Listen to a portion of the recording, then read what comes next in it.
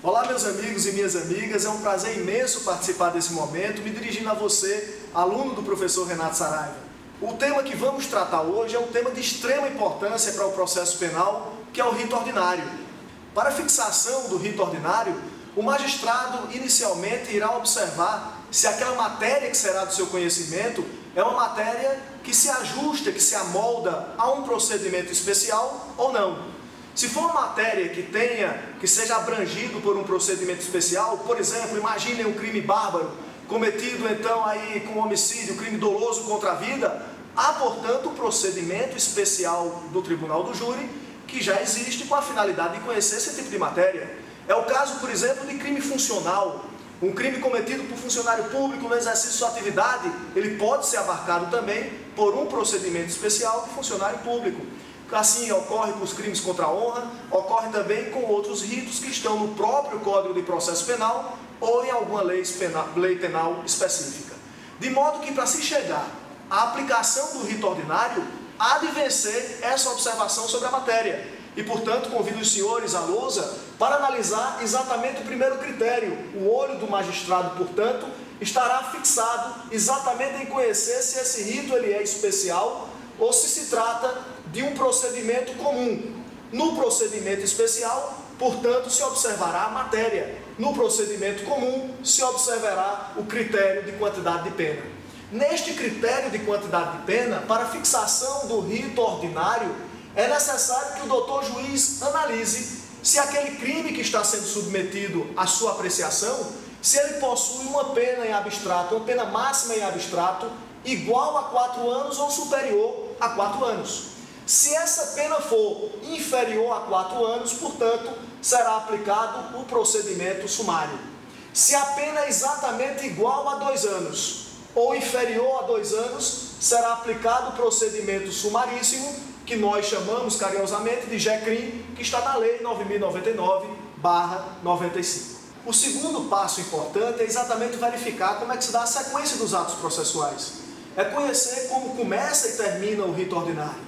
É importante que saiba que o procedimento será iniciado através de uma denúncia ou queixa, e uma vez oferecida essa denúncia ou queixa, essa peça acusatória, ela vai em seguida esbarrar na mão de Sua Excelência o doutor juiz, que terá a oportunidade de atuar, seja rejeitando a denúncia ou, se for o caso, recebendo. Ele terá a possibilidade de rejeitar essa denúncia se configurar alguma das hipóteses do artigo 395 do Código de Processo Penal, que traz para a gente, que apresenta para a gente como causa de rejeição da denúncia, quando ela for manifestamente inepta, ou seja, o doutor juiz, nesse momento, estará observando exatamente o trabalho do Ministério Público no que diz respeito aos requisitos da denúncia. O doutor juiz estará observando o artigo 41 do Código de Processo Penal, verificando se, por exemplo, o doutor promotor descreveu o fato criminoso em todas as suas circunstâncias para que possa permitir o bom contraditório no processo penal. Não sendo o caso de ser manifestamente inepta a denúncia, o doutor juiz observará se existem as condições da ação ou os pressupostos processuais. Uma vez existentes, o doutor juiz analisará se seria caso de rejeição por ausência de justa causa. Colegas, a ausência de justa causa seria exatamente aquelas situações em que, por exemplo, o doutor promotor oferece uma denúncia e nesta denúncia não tem respaldo indiciário mínimo para a proposta acusatória.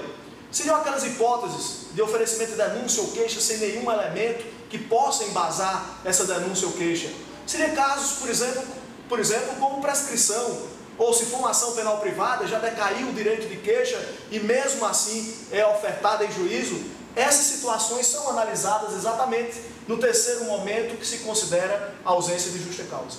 Não sendo nenhuma dessas hipóteses de rejeição, cabe, portanto, ao magistrado determinar a citação do réu, e esse réu será citado para que compareça em juízo para a apresentação do segundo passo importantíssimo da ritualística. O primeiro é o oferecimento da denúncia, o segundo momento é o momento da apresentação da resposta. Essa resposta apresentada terá todas as suas regras concentradas no artigo 396-A do Código de Processo Penal, E o artigo 396A do Código de Processo Penal permite que o advogado, nesse momento, no prazo de 10 dias, uma vez citado no prazo de 10 dias, possa o advogado, através da resposta, portanto, arguir preliminares, apresentar justificações, juntar documentos, alegar tudo que for favorável à defesa. Apresentado tudo que for favorável à defesa, alegações, preliminares, documentos, dentro de sua estratégia defensiva, essa resposta volta para a mão, com todo o processo, para a mão do doutor juiz, que terá agora a oportunidade de absolver sumariamente o sujeito, ou, se for o caso, continuar o processo. Observando se é hipótese de absolvição sumária, se conclui, portanto, toda a demanda. Se não é hipótese de absolvição sumária, o doutor juiz irá marcar uma audiência, que é uma audiência que nós chamamos de audiência, que tem dois momentos também, que nós vamos chamar de audiência de instrução e julgamento. A audiência de instrução e julgamento, portanto, apresenta algumas regras importantes para efeito de conhecimento, porque é nesta audiência onde o juiz terá contato direto com a prova. O primeiro ato dessa audiência será, por exemplo, ouvir a vítima. O primeiro momento será exatamente conhecer os argumentos da vítima. O segundo passo, portanto, será ouvir testemunha de acusação e testemunha de defesa. Também é possível, se entender as partes, se entender assim necessário, convocar o perito para que compareça esse dia da audiência para também esclarecer o laudo pericial. Após a oitiva do perito, também será possível, será determinado o momento da acareação. Concluídas as acareações, se for o caso, é possível ainda realizar uma outra prova, que é a prova do reconhecimento de coisa ou pessoa, e com isso, após essa prova, é a oportunidade que o magistrado terá de ouvir o réu através do seu interrogatório. Então observe que é um momento de extrema importância, porque é um momento de contato da prova que o magistrado terá com a prova. É o momento que o doutor juiz vai conhecer a prova do processo penal. É o momento que o juiz poderá participar, e as partes também, perguntando, ou enfim, produzindo aquela prova necessária para a elucidação do caso que está sendo submetido à sua excelência, o doutor juiz. Concluído o interrogatório, ainda é possível que as partes façam requerimentos, e aí será a partir de diligências requeridas ao doutor juiz, que poderá diferi-las, se entender necessário e pertinente, como complementação desse momento da audiência. Concluído esse momento de instrução, instruído o processo, preparado o processo penal, se inicia uma outra etapa, que é a etapa, portanto, dos debates. Nessa etapa do debate, ela vai se dar de forma oral, como regra, ou seja, nesse momento inicial, o doutor promotor poderá falar e acusar durante 20 minutos. Se não concluir em 20 minutos, terá mais 10 minutos para a conclusão do seu raciocínio. Se nessa causa contar com a participação de um assistente do Ministério Público, esse assistente terá a possibilidade também de fazer as suas alegações orais num prazo de 10 minutos, e depois a defesa falará 20 minutos, podendo estender por mais 10 minutos, se for o caso, e se teve assistente no processo e utilizou do seu direito de falar por 10 minutos, a defesa também poderá rebater seus argumentos por mais 10 minutos. Concluída essa etapa dos debates, o doutor juiz, em audiência, deverá também oralmente proferir a sentença, resolvendo o caso que a ele foi submetido. É muito importante lembrar aos senhores que existe a possibilidade de que não se conclua tudo numa só audiência.